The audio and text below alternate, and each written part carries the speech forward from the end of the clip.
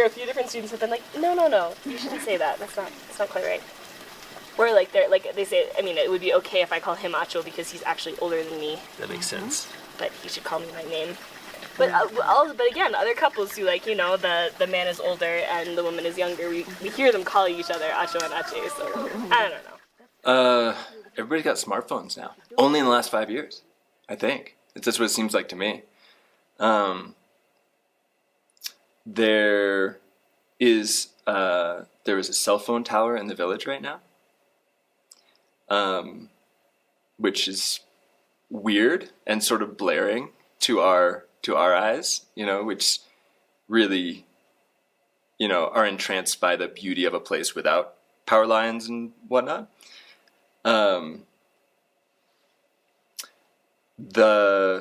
Not as many fields are getting plowed in tar now as when we came last, even just 4 years ago, which is a big change. Although, those changes were underway already as well.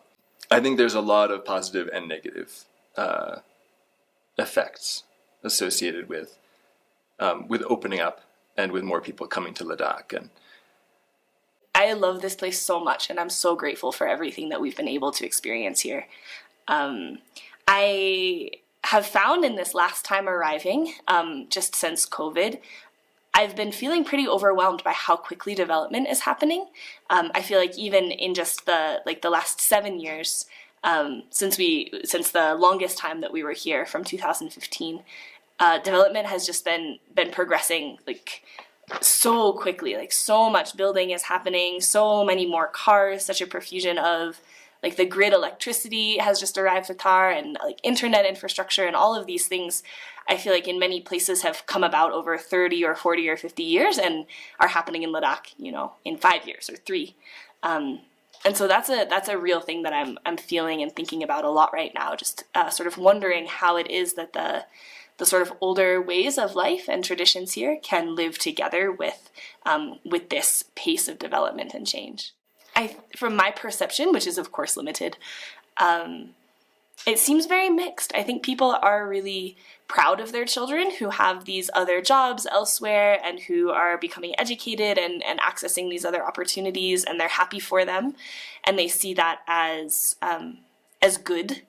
And also I think that they're sad, and certainly some of the elders are very lonely, and I can only imagine that there's some real grief in their way of life and their knowledge not being passed on. Certainly some elders I've heard that from very directly. And others don't speak in that way so much, I think maybe because they don't understand what they're holding to be so precious. I think a lot of people who have grown up in the more rural areas and didn't go to school and didn't learn to read don't necessarily value their own experience and knowledge as such. But I know that people are welcoming what development the Indian government is bringing, and traditional sustenance agriculture is difficult. It's really hard work. It's really, really physically hard. So I know that as changes come and that eases to some extent, that is helpful for people. But I also can't help but think that that people want it to continue, want the life that has lived in Tar for a long time to continue on. The motivation of folks from outside, to a large extent, seems to me to be commercial and based on profit. And so I see in that this drive to sort of supplant the culture of Ladakhis, or I see the danger of that. And I think that part of that is a lot of spreading of delusion through media. Ideas that ideas of, material abundance and wealth being the most important thing in life and broadcast that way. Beautiful people selling things on the screens. this very partial view that shows the benefits of capitalism and commercialization and obscures the negative impacts.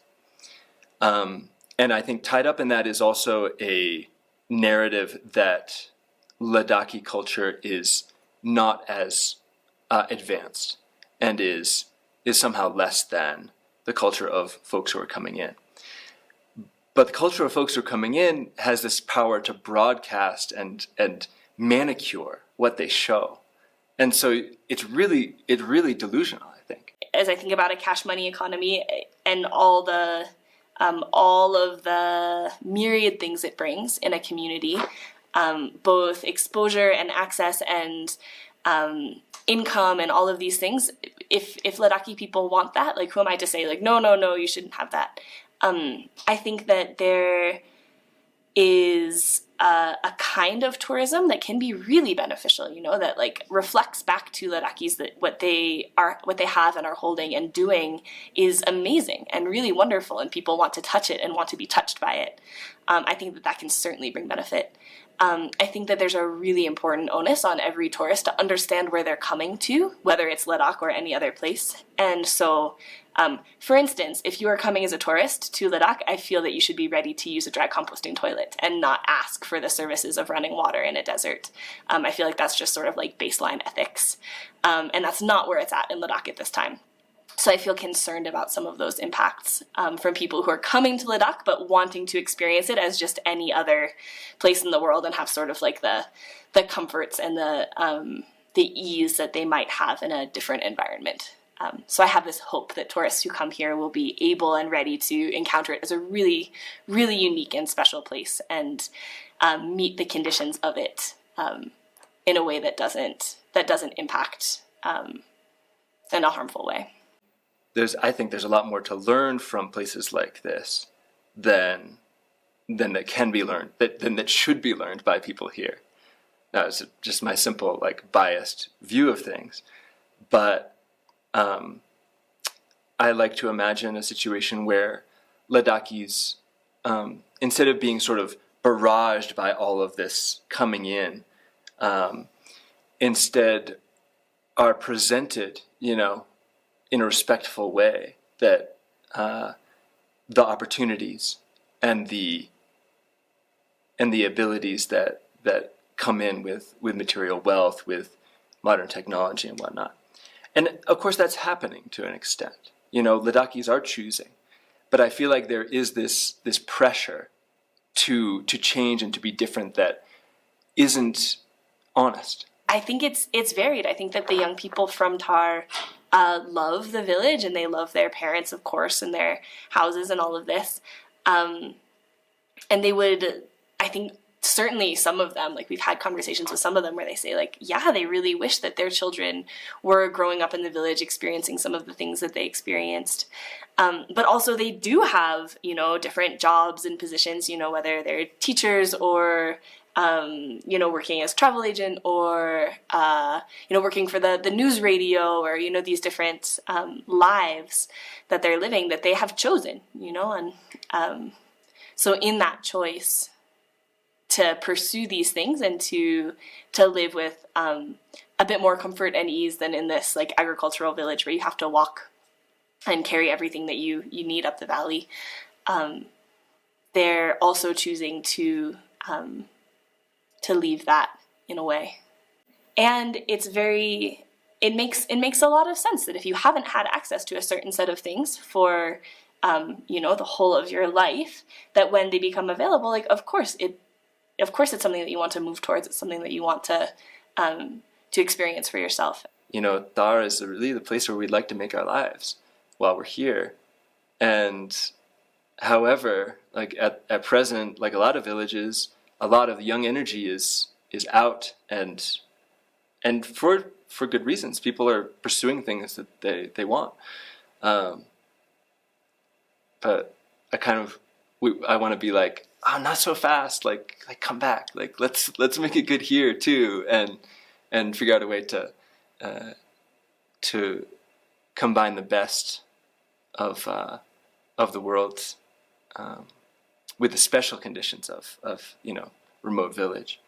We really have a wish and a hope that it could be that way, that somehow something could bring young people back into the village and allow them to be both exploring and opening into these new possibilities and things that they really want for themselves and their children and their families, their lives, but keep and hold these very, very precious things that the elder generation has, embodied for so many years. So we have all kinds of dreams, and who knows if they might come to fruit or not, but we wonder if somehow, if there were a school there, and maybe a school like Sekmol that, brings in foreigners, that brings in like different creative opportunities that would really be a draw for young people, if that could sort of like bridge the hurdle of it being a bit more remote. And so students would want to come there and they would want to be present there and they would have friends, to be a young person alone in a village is, no one wants to be you want to be with your friends. So this is a dream that we're dreaming, that somehow we could make some kind of like very innovative school place that would allow young people access to the kinds of education that they want, and that they want for their children. But that also would allow them to be present with their grandparents and learning and being part of the agricultural cycle and, drinking that into their bodies too. The only way I can really see a future for young families with children in Tar, of course, is to have a school there. And it's something that we've talked with folks about. American students who've come there, they're so excited to see the place. They're kind of like us. They're like, there's a lot of wonder in just walking into a place like that. The stonework itself and the hundreds of years old trees everywhere. And the beautiful water and the mountains and, it's, and seeing the way that people work, seeing like a grandfather climb up a willow and be, 4 meters up, standing on it and going at it with an axe. I think there's something in us young people who wants to see ourselves that healthy when we're that age, So yeah, I have like dreams of exchange program and a school that teaches English really well because that's what people want to learn, in the village, and that combines the learning of the Yontan, like the skills of the village and of life that's rooted in that place, as well as opportunity to learn about the outside world and learn language and learn. I feel like the best way to learn about outside places is to interact closely with people from that place. I don't think there's a better way. So who knows? Maybe with enough support and enough friends and whatnot, someday that can become a reality in Tar. And if that did, then boy, that would be great. We would love to be there working the farming season and also being able to interact with young people. That's our dream. That's my dream, at least.